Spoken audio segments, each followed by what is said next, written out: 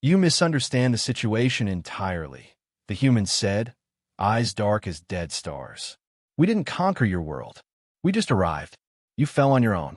Inspector YZ watched the human, his elongated pupils narrowing.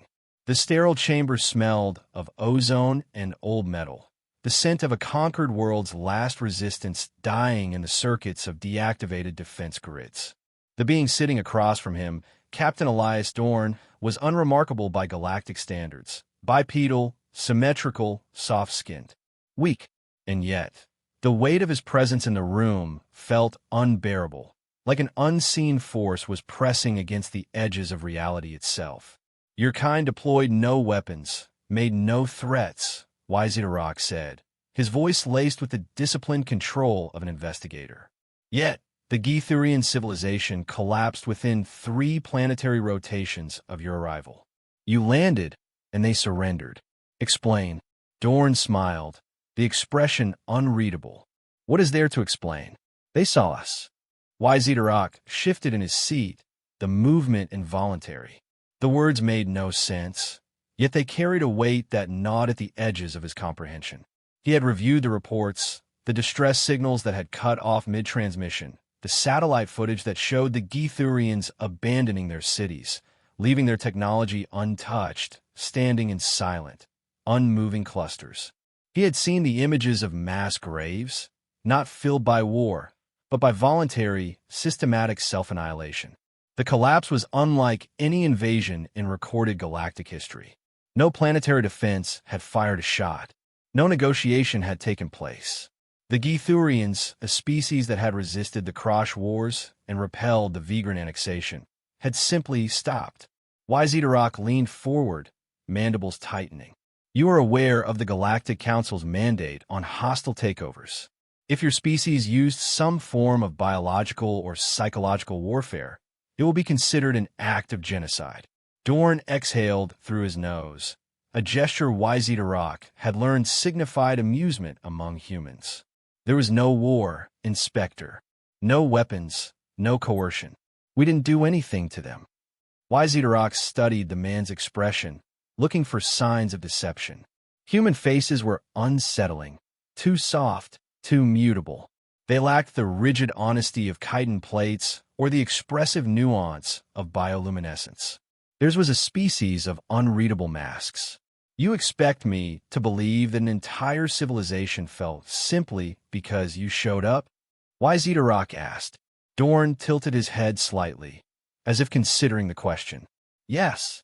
A silence stretched between them, thick with the weight of what was left unsaid. YZ felt something stir inside him, something he could not name, an unease that went beyond the logical, beyond the known parameters of reason. You're lying, YZ said, but the words felt thin. Dorn leaned back, folding his arms. Am I? YZ forced himself to regain control of the conversation. He was here to investigate, not to be swayed by human riddles. He activated the hollow display embedded in the table, the translucent images flickering to life between them. Footage of Githurus, 5 played, the last recorded transmissions before silence consumed the planet. A gathering of Githurians stood in a city square, their iridescent carapaces gleaming under the pale suns. There was no panic, no struggle. They were simply still, unmoving, their eyeless faces tilted toward the sky, toward the small human vessels that hung in the atmosphere like carrion birds. Then one by one they knelt. No words were exchanged, no orders given. It was as if something unseen had passed through them, a wave of comprehension so absolute it rendered resistance meaningless. YZ switched to another feed. This time, a Githurian ambassador sat before a recording device. His mandibles trembled, his bioluminescence flickering erratically. His voice was a chittering whisper. Asterisk, we see them. We see them. We understand. We cannot, they should not be. They should not be, and yet they are. The numbers do not hold, the patterns do not hold. We are broken. We are broken. Asterisk. The transmission ended abruptly, the ambassador's elongated fingers pressing a blade to his own throat. YZ turned off the display. Dorn watched him with an expression that could have been curiosity, could have been something else. You want an answer that fits inside the framework of your understanding, he said. You won't get one. YZ inhaled slowly through his spiracles, recalibrating his thoughts. He was trained for high-level negotiations, for interrogations, for unraveling the complexities of interspecies diplomacy. He had dealt with the void-maddened priests of HFY, the thought-construct warlords of the Teflon continuum. He had never encountered this absence where logic should be. What do they see? YZ asked, his voice quieter now. Dorn smiled again. I think you already know. YZ mind fought against the suggestion, against the idea that some fundamental truth had already taken root in his thoughts, something malignant, something unspoken. He had always believed that all things could be understood given enough time, enough study. And yet, his fingers hovered over the hollow interface, hesitating over the files he had not yet reviewed. The final hours. The footage recorded by the last surviving Ithurian, the one who had remained long after the others had perished or bowed. He pressed play. The image flickered to life, a dimly lit room.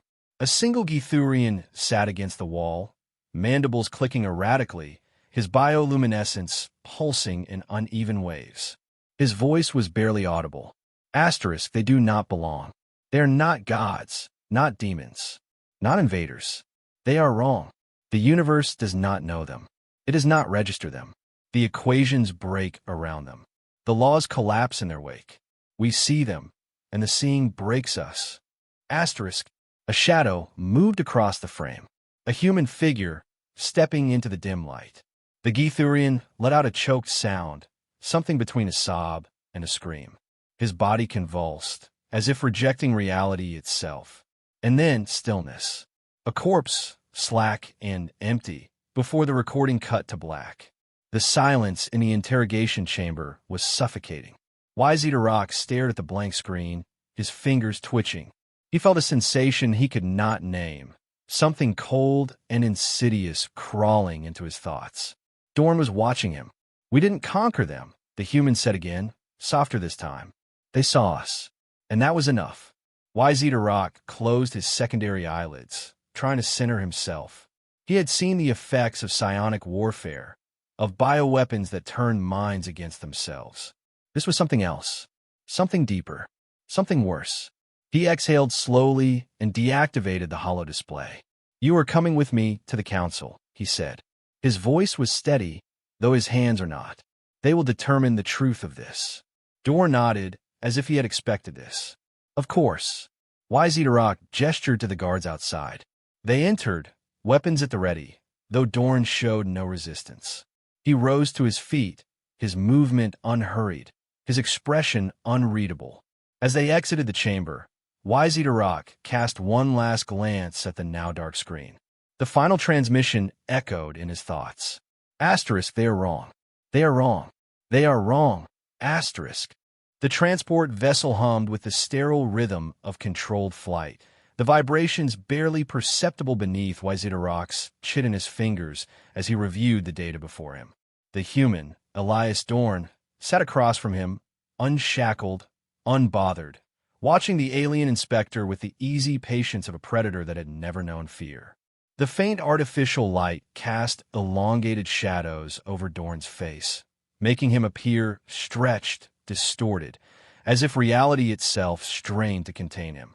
YZ forced his secondary eyelids to close, blocking out the unease that crept into his thoughts. The council would demand an answer. He had none to give. We are anomalies to you, Dorn said suddenly. His voice was too calm, the cadence almost conversational, as if they were discussing weather patterns and not the psychological collapse of an entire civilization. A loose thread in the tapestry of your understanding. YZ ignored him.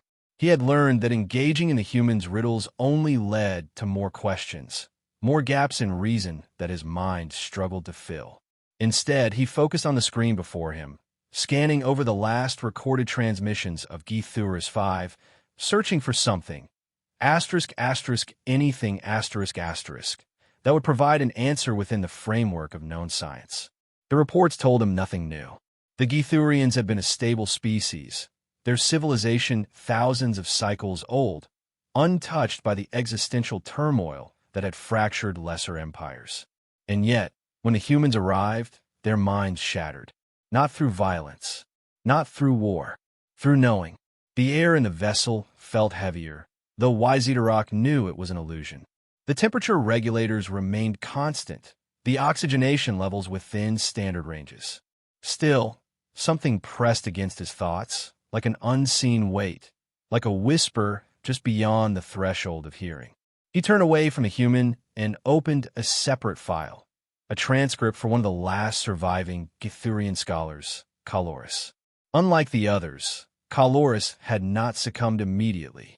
He had fought against the unraveling, struggled to understand what had happened to his people. YZ activated the playback.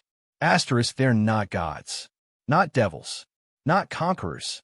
Asterisk, Kaloris' voice trembled, his bioluminescence flickering erratically in the recording.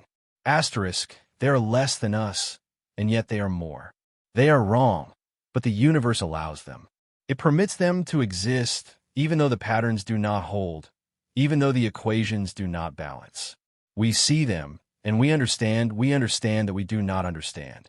And that knowing, asterisk, a pause, asterisk destroys us. Asterisk, YZ shut off the playback. Across from him, Dorn smiled. You feel it now, don't you? The human said, his voice quiet, almost gentle. YZ stiffened. You speak in circles. Dorn tilted his head slightly, studying him with that same unreadable expression. No, I speak in truth. It's just not a truth you can process. YZ clicked his mandibles in frustration. Enough. Your species did something to them. A weapon, a frequency, a psionic disruption. Dorn chuckled, shaking his head. You still don't get it. YZ resisted the urge to lash out, to demand an answer, to force one from this maddeningly composed creature. Instead, he focused on the facts. He had to remain grounded in them, anchored in the tangible. He opened another file, an analysis of the Githurian neurological decay. The data was baffling. Their minds hadn't been invaded, nor corrupted by any known means. No external influence had tampered with their biology. Their thoughts had simply stopped functioning in rational patterns. It was as if their minds had encountered something that should not be, something fundamentally incompatible with the architecture of their cognition. YZ spiracles flared involuntarily. You look troubled, Dorn observed. YZ exhaled sharply, pushing the screen away. Your kind should not have been capable of doing this. Dorn leaned forward slightly, resting his forearms on the table between them. That's where you're mistaken, Inspector. We didn't do anything. We simply exist. And in doing so, we break the rules you've spent eons refining. YZ fingers twitched against the surface of the console. What rules? Dorn's gaze held him. The ones that hold your universe together. The words sent a ripple of something cold through YZ mind. He refused to entertain the idea. There was no species exempt from natural law. No civilization that could exist outside of logic itself. And yet, the Githurians had seen something that had shattered them without a single act of force. YZ breath came slower now. He reached for another file, a report from a Zeltak observer, a species known for their detached, analytical approach. If any race could have remained objective, it would have been them. The report was brief. Asterisk, humans violate pattern recognition algorithms. Their presence disrupts baseline cognitive function. They do not fit into established probability sequences. They should not be, yet they are. No further analysis possible. Asterisk, no further analysis possible. YZ stared at the words, his mind catching on them, unraveling them, finding no purchase. Ow! He whispered, more to himself than to Dorn. Dorn sighed, as if explaining something to a child. Your universe is solvable. You and every other species out there live in a reality governed by observable patterns. Causality, probability, the way things should be. YZ gaze snapped up. Dorn's smile was thin. We don't fit into it. We never did. You look at us, and something inside all of you, knows that. It's not something you can fight. It's not something you can stop. You see us, and your minds try to reconcile the impossible. And then, Dorn tapped his temple. You break. Wise Eater Rock's hands curled into fists. He wanted to reject it. He wanted to deny it, to categorize it as human deception, as arrogance wrapped in vague riddles. But the data, the transmissions, the empty cities, the mass suicides, no weapons, no war, just human presence. He felt it now, creeping in at the edges of his mind, a formless terror that defied analysis, that defied everything he had ever known. A splinter of knowledge that could not be extracted once lodged within the brain. Dorn watched him in silence for a long moment. Then he said, almost kindly, you should stop looking for answers, Inspector. Wise Eater Rock's throat felt tight. Why? Dorn's smile didn't waver. Because once you understand, you won't be able to unsee it. A coldness spread through Wise Eater Rock's limbs. He did not speak for the rest of the journey. The chamber was silent, save for the low hum of distant machinery.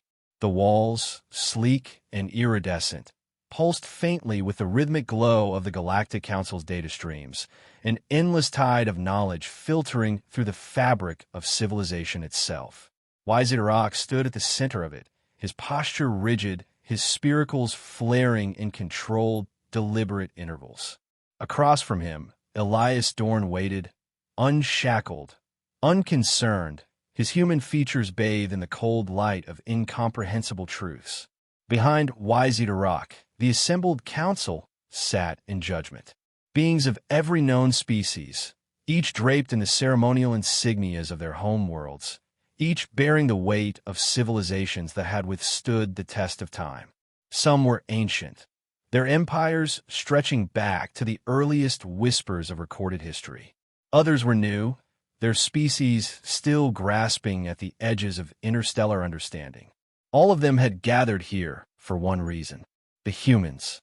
Wise Eater Rock forced himself to focus. He was an inspector, an arbiter of truth. He had spent his existence dissecting deception, unraveling the motives of warlords, tracing the delicate intricacies of interstellar politics. And yet, standing here now, with the weight of what he had learned pressing against the edges of his thoughts, he felt something he had never encountered before. Dread. Inspector, the arbiter intoned, their voice resonant, layered with the synthesized harmonics of their species. You have investigated the matter of Githuris 5. Present your findings. Wise Eater Rock opened his mandibles to speak. No words came. The silence stretched. The council waited. Wise Eater Rock's spiracles flared again, and he forced himself forward, pushing past the nausea, past the sensation of his own mind fraying at the seams.